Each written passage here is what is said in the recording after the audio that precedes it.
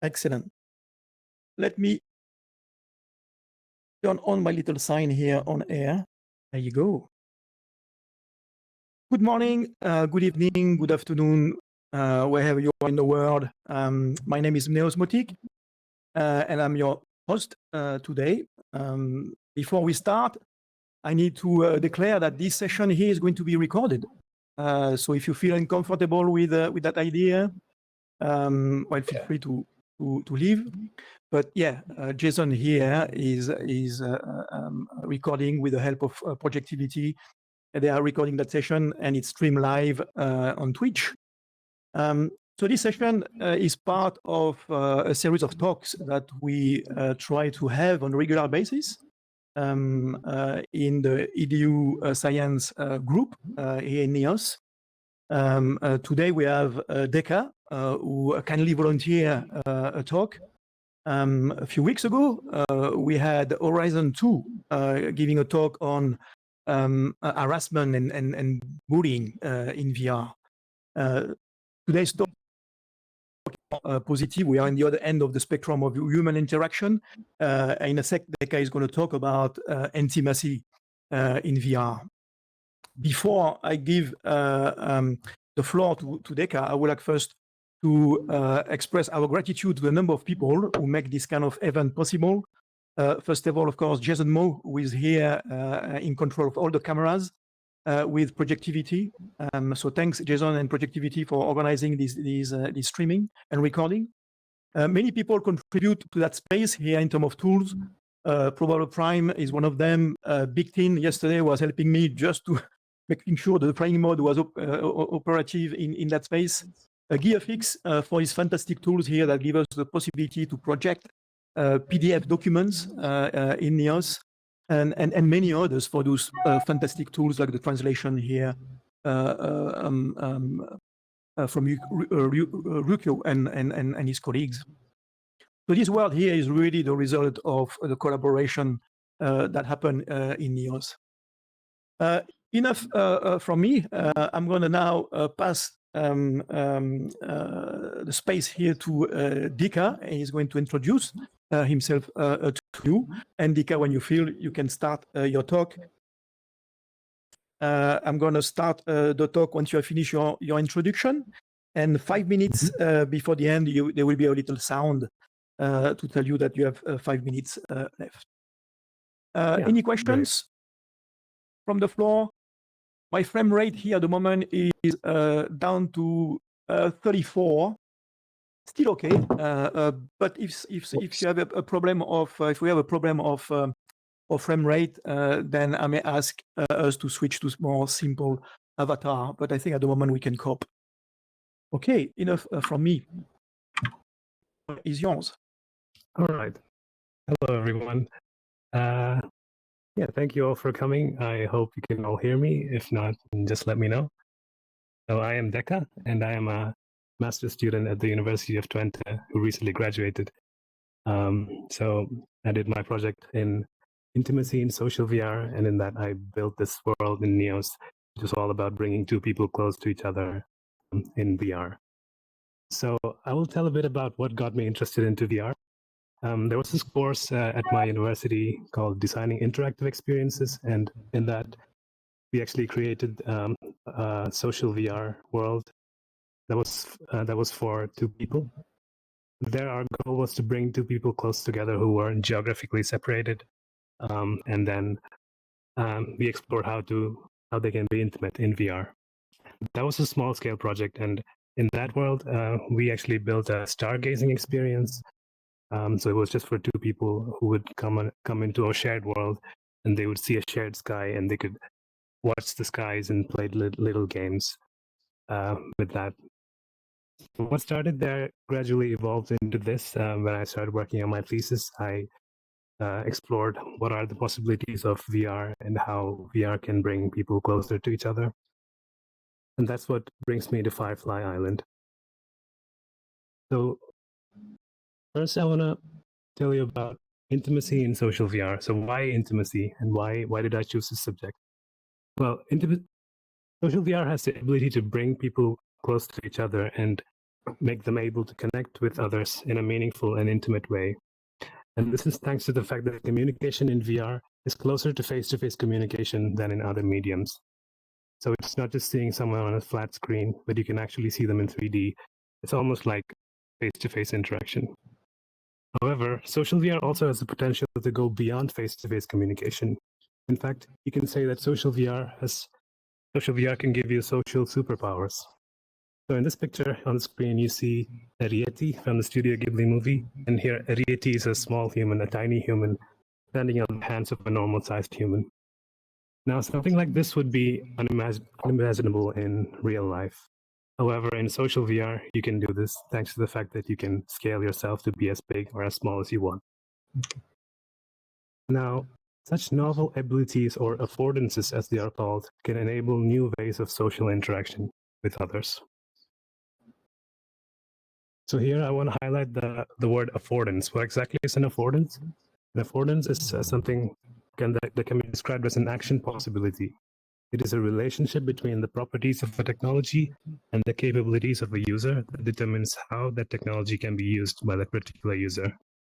A simple example of this affordance could be embodiment in VR. So in VR, you have the ability to embody a virtual avatar, which is essentially like an extension of your physical self. And so if you move in real life, your avatar also moves. In this thesis, our main goal was to understand how social VR can help facilitate intimacy and what are these specific affordances that can help to facilitate intimacy. So this is the overall approach that we took. We looked at both theory and practice. The theory consists of existing literature on intimacy and social VR, and practice looks at real-world knowledge that was gained in the form of focus groups and interviews. And then we combined both knowledge from theory and practice into design. And through this, we designed a social VR world here in Neos. And through this, we gained real design knowledge and research, and we made a useful research contribution. Using this approach, we formulated the two research questions that you see on the screen. Our first research question was, how can you integrate theory and practice in the design of a social VR experience for intimacy? So basically what the diagram shows. And then the second research question was, what role do social VR affordances play in facilitating intimacy? So this question helped us to focus on those specific affordances. Now, first, let's take a look at the concept of intimacy. What exactly is intimacy?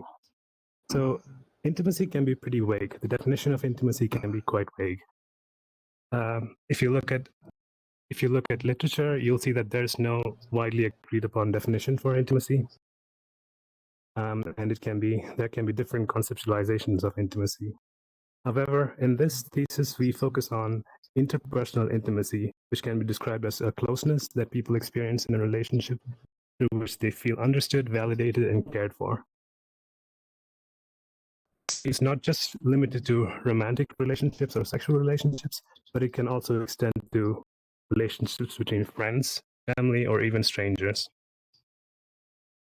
To understand the concept of intimacy or interpersonal intimacy better, we took a thematic overview or a thematic look into intimacy. So we broke down intimacy into its different themes with the help of literature. And we identified 6 main themes. As you can see, first was self-disclosure, which means the communication of personal information, then reciprocity, so that intimacy involves both people, responsiveness, which means that addressing and understanding the other person's needs and actions, and trust, which means a feeling of safety, expressiveness, which could be playful interactions which are only understood by the people that are participating, so that could be a very personal thing. And finally, presence, which means the feeling of the other person being present.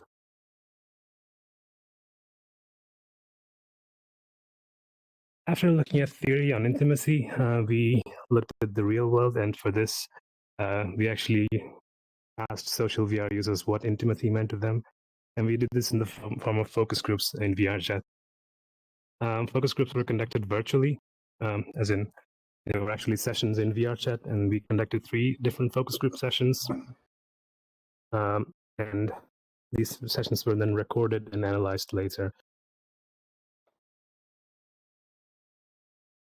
So from the focus groups, we had three main categories of findings. The first one was what motivates people to use social VR. We learned that people are able to meet others with similar interests or backgrounds very easily, and social VR makes this easier to do.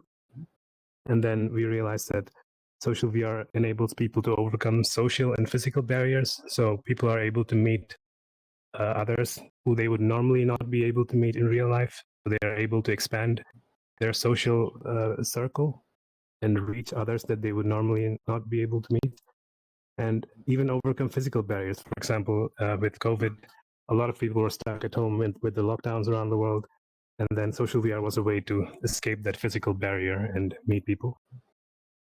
Next, we identified activities that people do to connect with each other in social VR.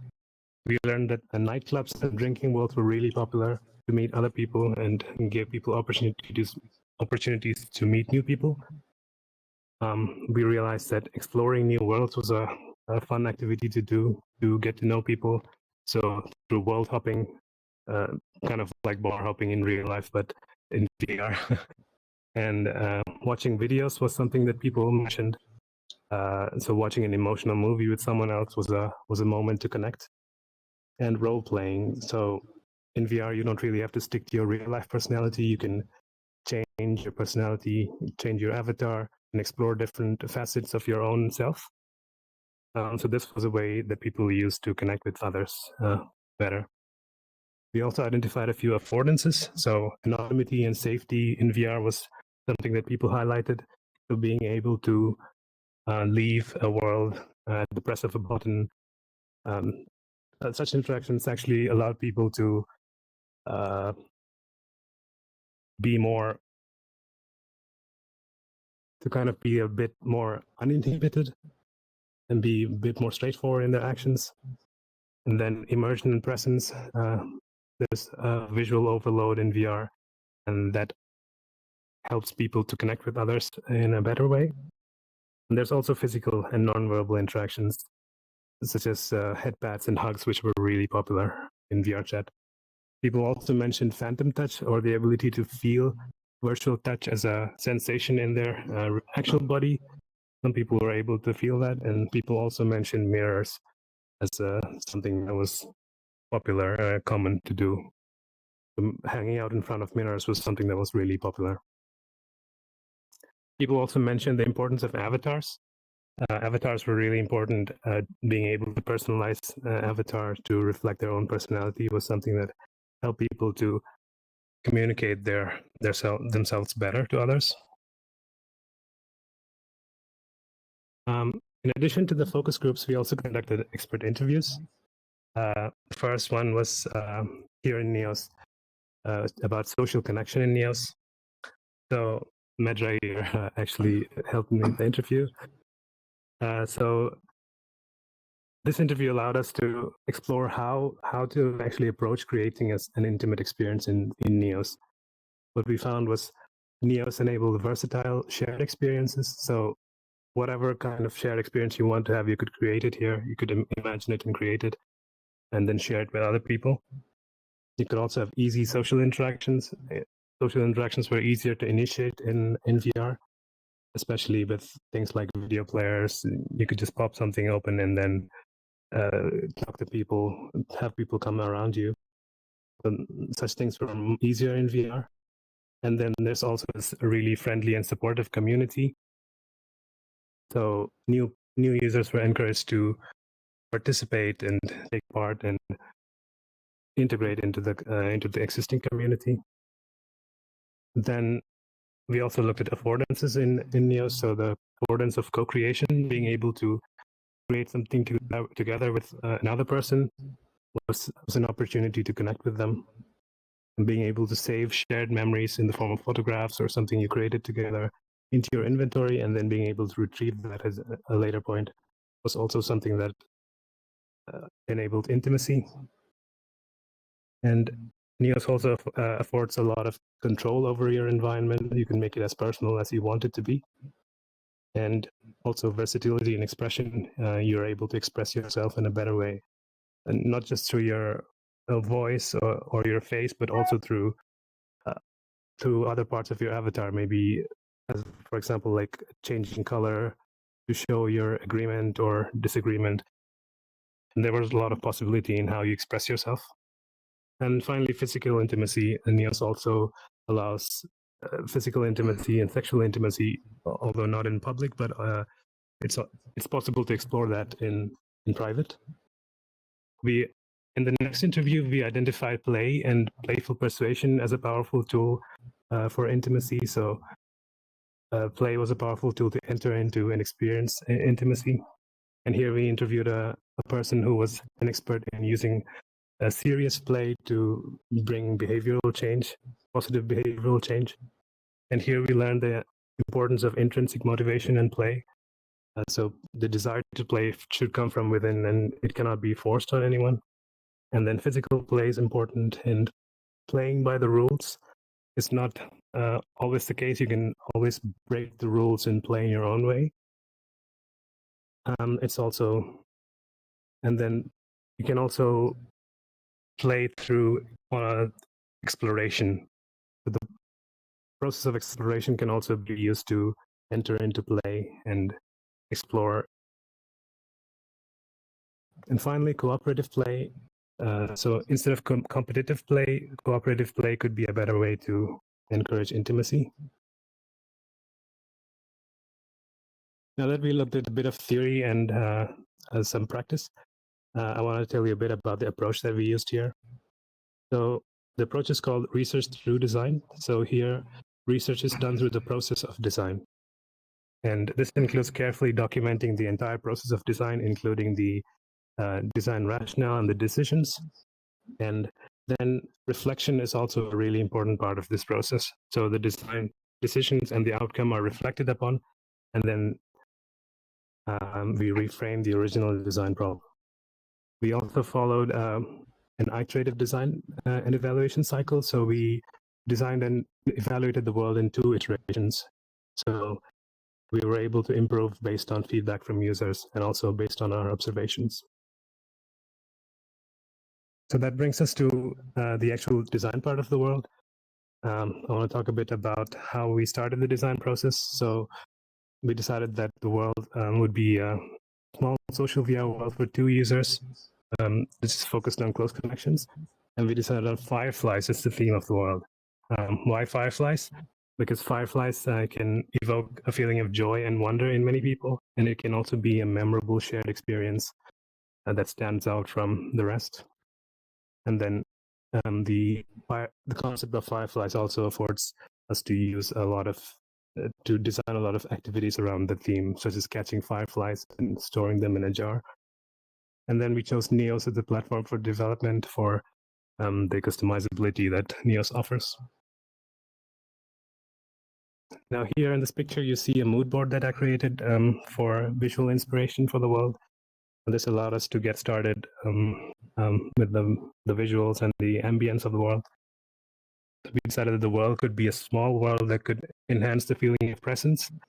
And then it would have a calm and relaxing environment with a nighttime ambience, because previous literature suggests that darkness or a dark environment can be more conducive for intimacy. Now in this picture, you see an early version of the world, which gives you an idea of the ambience. So it's a dark environment, a nighttime environment with an island with water around it and fireflies.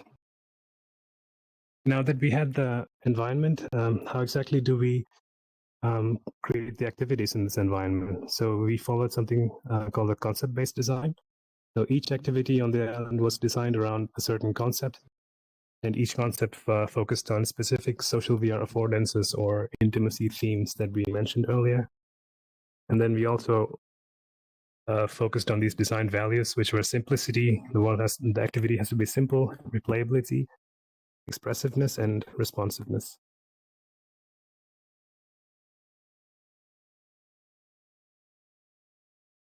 Now, one of the first activities we designed was hide and seek, which was a game that is played by catching fireflies. I'll actually show you a quick video of it, how it works.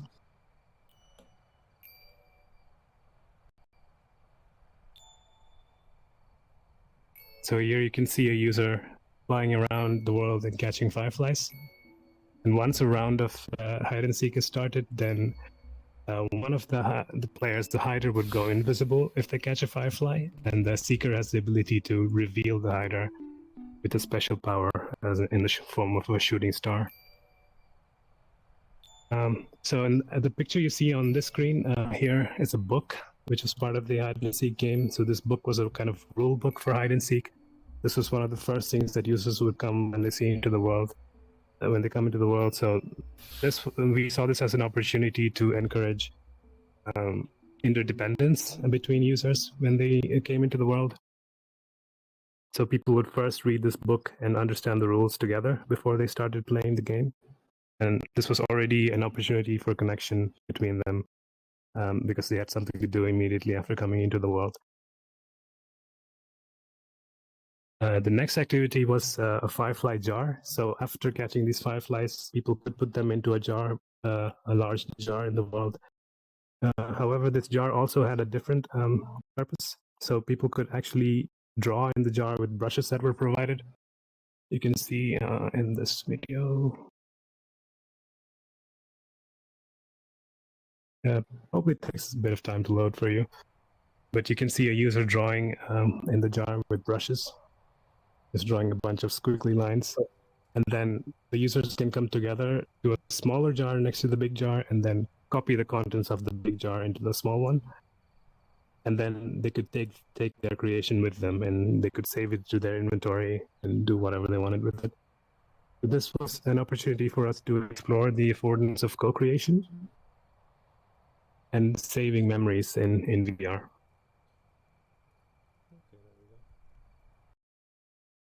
Next, another part which had hats in front of the mirror. Now, this hat looks normal at first sight, but once you wear them, the hats are actually interactive, so they respond to the users. So if one user wears it and they get close to the other person, their hat actually glows, as you can see in the picture. So physical proximity between the users encouraged. So the idea of the hats was to encourage physical proximity between users.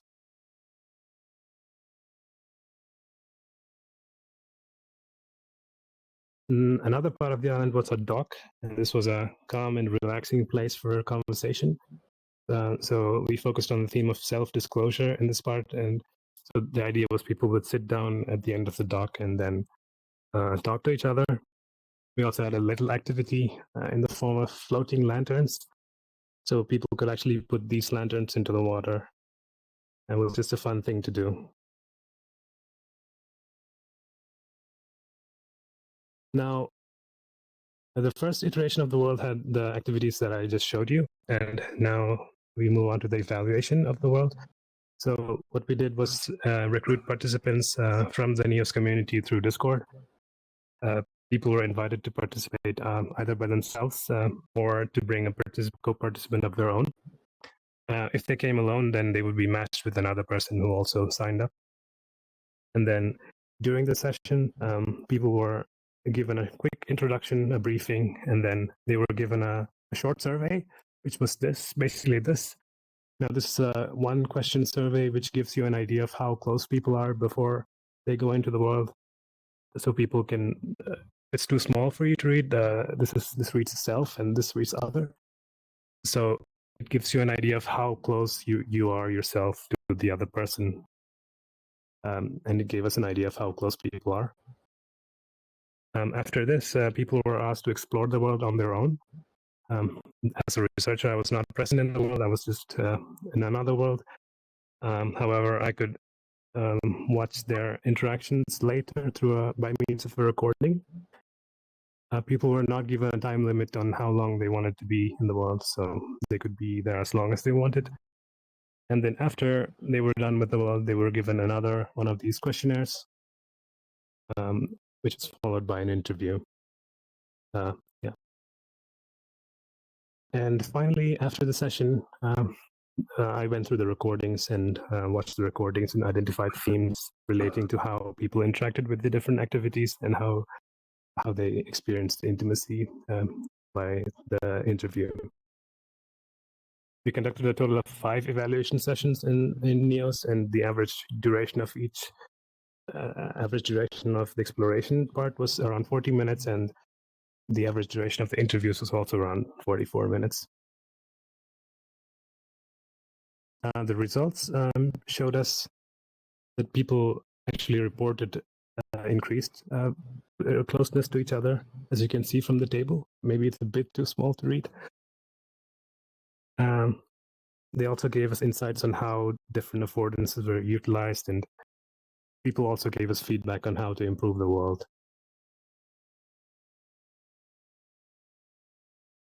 So on the hide and seek game, we noticed that people actually used the book. People read the book together. That was one of the first things they did. And people also played multiple rounds. Some of them just found it really fun to just catch fireflies by not even just playing the game, just catching fireflies was enjoyable for them. People also use sound and voice in interesting ways. So once the hider was hidden, sometimes they could sneak up behind the seeker and try to play with them. So that was, people used different strategies to play the game. One of the biggest learnings from this was that shared objects can act as social catalysts. So the book, it was a shared object which allowed people to come together and start interacting. So even if there was a bit of awkwardness at the start, the book kind of smoothened things out. Next, the Firefly jar. Here, the mechanism was a bit difficult for people to understand. So the whole copying of the drawing from the big jar to the small jar, people had a hard time figuring that out. But still, people found interesting ways to play with the brushes. So in one of the sessions, people actually used the brushes to draw in the world, not even in the jar, but just in the world. As you can see, they drew like a rainbow road around the world. So this showed us that co-creation can be quite a powerful way for intimacy to emerge. And also the ability to transform your environment in dramatic ways, something that's possible in VR, and that can be leveraged for more intimate experiences. Also the idea of saving memories, so just creating your own jar and then saving that was an affordance. Up next, the witches' hats. So here we noticed that people help each other to put on the hats because it can be quite difficult to put it on yourself. So this actually encouraged physical interactions between users, and the glowing effect also encouraged people to come closer to each other. So it encouraged physical proximity. And during the interviews, people mentioned why they found mirrors interesting, or mirrors in VR are useful. People mentioned that mirrors increase the awareness of space, and they let you see more than just direct vision.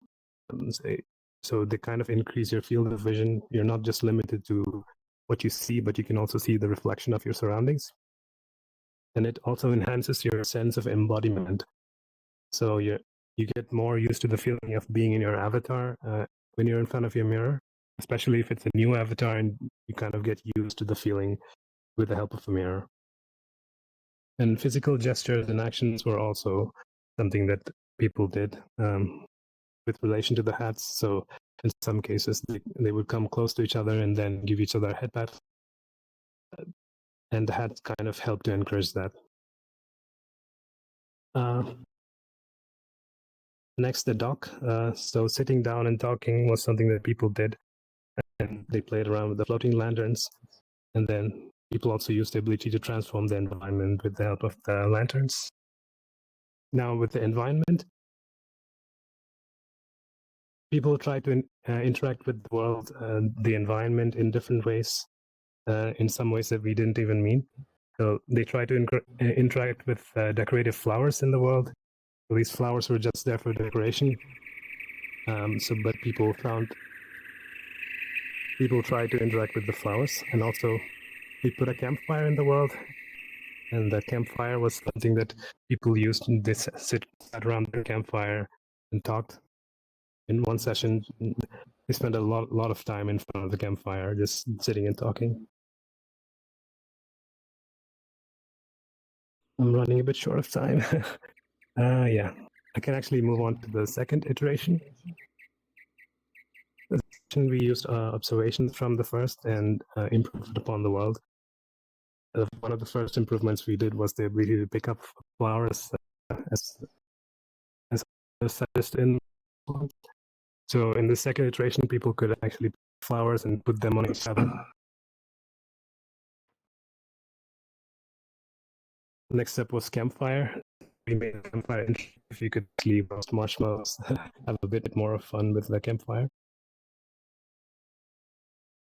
Quick video on that.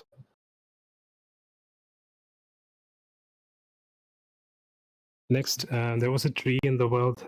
People tried to climb the tree. We noticed that in the first iteration. So in the second iteration, we added a bit more interactivity to the tree. We made the tree voice interactive, so people would come close to the tree and talk. If they talk next to the tree would slowly grow over time, and it would react to their voice.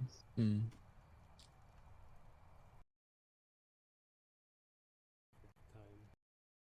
Next, we added the ability to take a photo in front of the mirror, so that people could have an easy way to take photos and save their memory.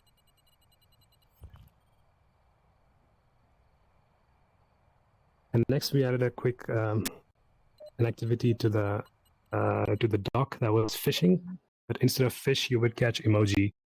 Now, this opened up a lot of possibilities that you could actually catch different emoji and do things with it. So here you can see we created a kind of image combining different emojis. And this was also meant to encourage self-disclosure, because each emoji is a different concept and it gives people a different subject to talk about.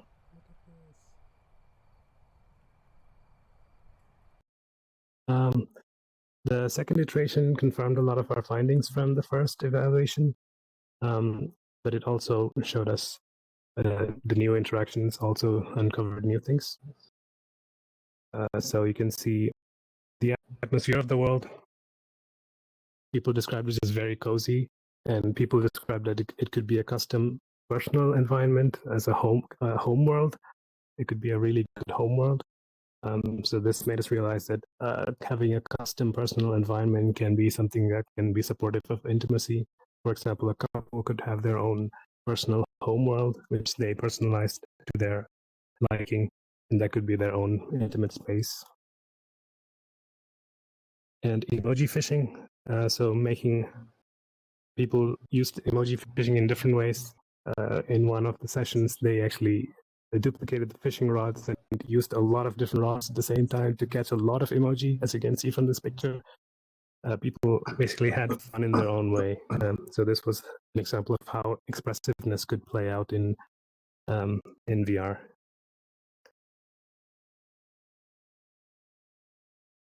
We also realized the importance of avatars. So people who, in one of the sessions, people had similar looking avatars, which also had unique interactions with each other.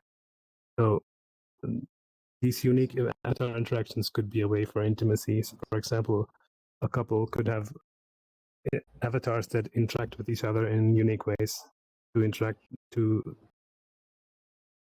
kind of reacting to each other's presence. And also the ability to switch avatars is an affordance that can be used in VR.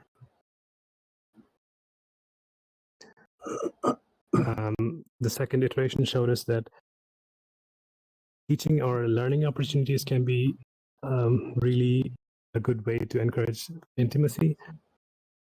For example, in one of the sessions, we noticed that a certain user was quite new to Neos, and the other user actually showed them around and showed them what you could do with Neos. And this was a big part of how they connected with each other and how they interacted. So this showed us that learning opportunities and teaching opportunities can be a way to encourage intimacy. Also, wearable items like flowers and hats are a way to encourage physical proximity. To sum up, so this was the overall approach that we used. So we used both theory and practice, and then we combined them through the design of a social VR experience. And through that, we answered the following research questions that were shown at the start. Future work, so what can be done with the world? The findings from our research can be used to create new intimate experiences, making use of these affordances that we highlighted. And we can also explore concepts like phantom touch further because they don't have a lot of literature about that now. So that could be explored more and how they can support intimacy. And people can also make use of the world that's published in Neo. So Firefly Island is actually a published world here that you can visit with someone else. And people could also use that for further research for intimacy in VR. Yeah, that was my presentation. So thank you all for listening.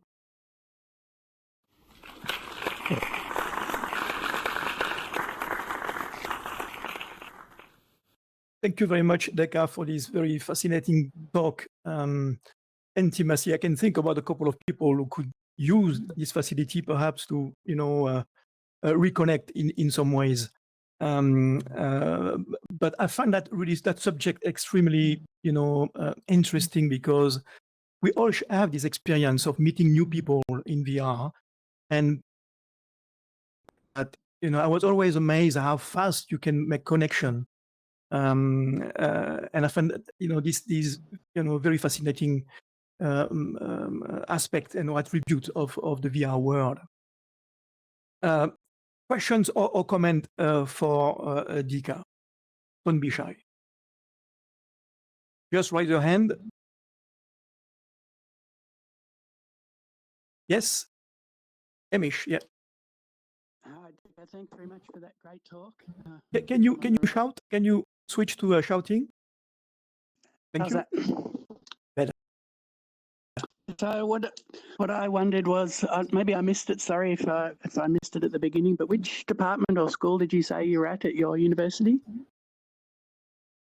So yeah, I'm following the interaction technology program, and that's part of the human-computer interaction faculty at the University of Twente.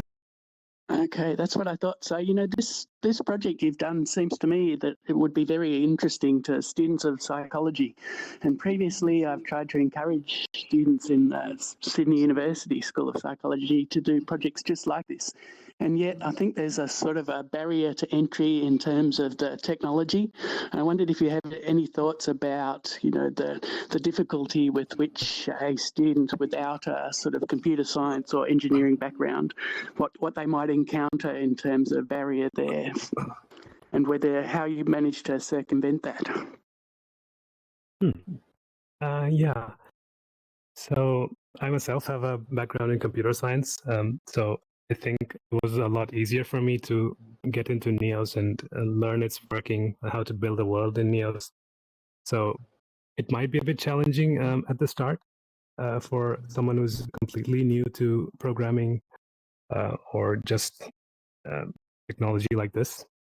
But I still think the community in Neos makes it a lot more accessible. So even if you're like completely new, you could come in here and other people would show you how things work and how to build your own world and how to get started. So I think for me also the community played a huge role in helping me to learn how the Neos works. So I think it's definitely possible to get started with something with a project here if you really want to. And I think Neos as a platform is just perfect for that. I think it's definitely something that you could try. Yeah. Great, thanks. Thanks, Amish. Any other questions? Raise your hand or spoon or whatever you are. Yes, in the background here. Yep. Sorry, Ravid. Yep. Hi. Oh God. Sorry, I can't use yell, but hopefully you can hear me. When you were I'm sorry, could you studying, shout? I can't really hear you. I'm in spectator. I can't. I'm going to translate. Go for it, Pravit. Yeah. Thank you. When you were studying, did you ever investigate like the use of haptics and whether that has any effect on like intimacy, like the use of say like haptic vests or other means? With the So the question here is about, have you investigated the role of haptics and that, touching, ability, how this, favor intimacy? So as I understand it, haptic vests and haptic kind of devices are still quite rare in the wild. Personally, I did not meet anyone who actually used haptics during my research, not in the focus groups or during the evaluations of the world. I don't have any direct data on that. But still, I think, especially with concepts like phantom touch and physical interactions in VR, haptics is definitely something that can play a role in intimacy, and it definitely needs to be explored further, I would say. So there's definitely potential for that. Thank you. Excellent. Other questions? Yes, Amish again. Hello again. I was just wondering whether there's any capacity or enthusiasm to follow up on some of these connections. Like, it's probably not part of your project, but it makes me wonder whether any of these pairs of people establish connections that they then maintained. Like, did they friend each other and meet again, or did they have any other further contact? Did you think about that at all, or is there any way to find out something like that? Yeah. So as I mentioned, we had 2 evaluation sessions. So in the second evaluations, we actually had a user who was repeating. So he also participated in the first evaluations, and they actually mentioned that they were more in contact with their first co-participant after the first evaluation, and they used to be just acquaintances here in Neos. But ever since meeting each other during the evaluations, they kept in contact and worked on further projects. So that was something that they mentioned. And definitely, I had seen during the evaluations a couple of participants meeting each other for the first time and then being friends with each other. I think in 2 sessions we had complete strangers coming together just for this. So I definitely think it actually it did have a slight impact. Yeah. Interesting. So you could probably get very rich offering this as a service to people wanting to date or meet, I imagine. So right now the world is just open, so anybody can go in there and experience it for themselves. Sure. Fantastic. We put the link in Discord because I think everybody is really willing to visit your world. Jason Mo, how are we doing for time in terms of recording and streaming? Okay, so we have another couple of minutes. Can I take another question? Okay, can you shout? I cannot hear you from here. Okay, all right. So another question or comment for Deka. Would you say, Deka, that intimacy in VR is easier than in real life? That's a bit of a difficult question. I would say intimacy in VR can be experienced in new ways that you wouldn't actually do in real life, and VR actually lowers the barriers on like what kind of people you communicate with, and you have a bigger reach for your potential partner or person. So intimacy can be different, and we still have to explore and find out what are those different ways we can be closer to each other. So yeah, I think something that people mentioned during the focus groups was role playing. That was personally I found really intriguing because you can just hop into like a different personality. You don't really have to stick to your own real life personality. You can be whoever you want to be. Mhm. So social VR kind of enables that. It enables you to explore parts of yourself that you yourself don't even know about. So in a way, Yeah. it's also kind of getting intimate with yourself and understanding yourself more. So I think there's a lot of potential in that. Yeah. There was also the very important fact that you can design an environment which is conducive to intimacy, which is something which is relatively hard to do in real life, is that you need to have, a set of conditions around you that you put you in a mood, to become intimate Definitely. with somebody. And in VR, it looks to me that this is a given. You can really create, an entire atmosphere. And that's, to me, this is, half distance, to create that connection. Yeah. Definitely. Yeah. Well, unless we have any other question or comment from the floor, I'm gonna stop the proceeding here, and please join me again to say a big thank you to Dika for his very interesting talk.